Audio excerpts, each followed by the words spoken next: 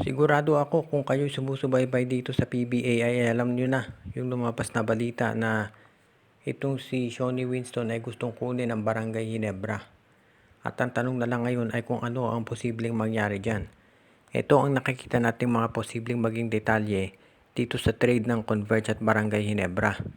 Ito si Shawnee Winston ay gusto nang pakawalan ng Converge Fiber Excess. Ito ay kumpirmado galing mismo kay Coach Aldin Ayo na ito ay nasa trading block. Marami ang nagtataka dahil itong si Shawnee Winston isa sa pinakamagandang potential ng mga rookies. Ang sabi nga nung iba, dapat to naging number 1 pick nung nakaraang draft pero bumagsak ito sa number 9 at nakuha ng Converge. Mukhang walang plano ang Converge talaga na kunin itong si Winston pero syempre nung nandyan na ay kinuha na nila. Ito sa mga minutong binibigay kay Winston nagpapakitang gilas naman ito. Pero sabi ni Coach Aldin Ayo hindi raw to fit to sa kanyang sistema. Kaya sa ngayon gusto nila itong i-trade.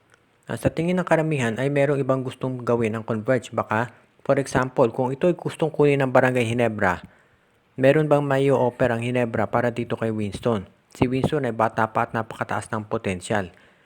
Sa tingin ko, itong Converge, hindi naman ito farm team katulad ng Blackwater, Northport at Terra Firma. So, yung mga bench players ng Ginebra, hindi po pwedeng ibigay dyan. Hindi nila tatanggapin yun. Tandaan natin, in-offer ng NLEX itong si Joseph Taha para dito kay Jeyo Ambohot at tinanggihan niya ng Converge.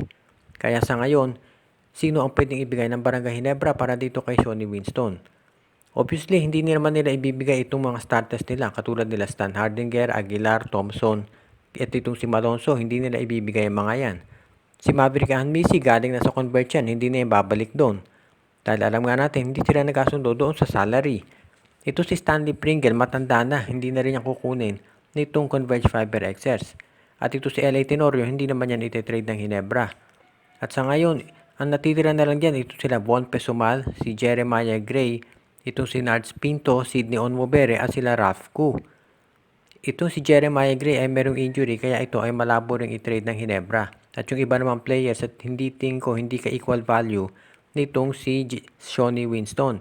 At hindi pwedeng bitawan ng Ginebra ngayon. Ito sila Ralph Koo at itong si Sidney Onmobere dahil nangangailangan sila ng mga players dahil nga marami silang injury. Kaya ang tingin ko kung sakasakali na mag-trade itong Barangay Ginebra at Converge at kung determinado si Coach Timko na kunin ang serbisyo ni Shawnee Winston, kinakailangan mag-involve sila ng isa pang team. For example, itong Terra Firma Jeep o kaya itong Northport Batampier. Ibigay nila yung first round pick ng Northport o Terra Firma para dito kay Shawnee Winston o di kaya i-alok itong si Stephen Holt. Ang mangyayari dito, si Stephen Holt mapupunta sa Converge, si Winston sa Ginebra, at mga bench players ng Ginebra at Converge ang mapupunta sa Terra Firma o Northport.